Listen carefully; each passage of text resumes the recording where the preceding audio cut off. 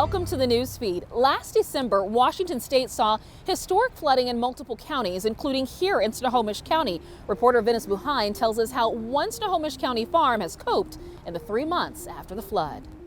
Where I'm standing was over my head right now, and where the field was 15 feet deep with flood water. In many ways, Father Jim Eichner of Food Bank Farms in Snohomish is lucky. The nonprofit farm that grows produce for food banks saw people pitch in with donations and helping hands.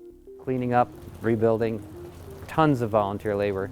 So those were resources I had that other people might not be able to get to. For more than 2 weeks in mid-December, 3 storm systems hit more than a dozen Washington counties, forcing 100,000 people to evacuate. Nearly 4,000 homes were damaged, and 1 person in Snohomish died. In Snohomish County, the floods did at least $18 million damage to public infrastructure and $5.5 million damage to private property. But that's not counting damage to agriculture or future impacts. So one of our largest producers, he said it may be a complete crop loss this year, or maybe he'll get a third of his production.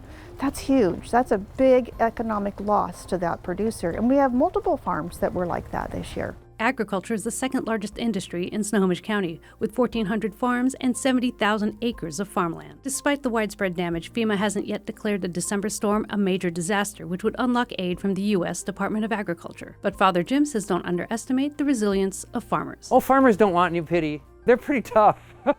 They just want people to buy their produce, their products, their bales of hay, their beef, and all of the things that they produce out here. In Snohomish, this is Venice Buhain, Cascade PBS. I'm Paris Jackson. Thank you for watching the Newsfeed, your destination for nonprofit Northwest news. Go to cascadepbs.org for more.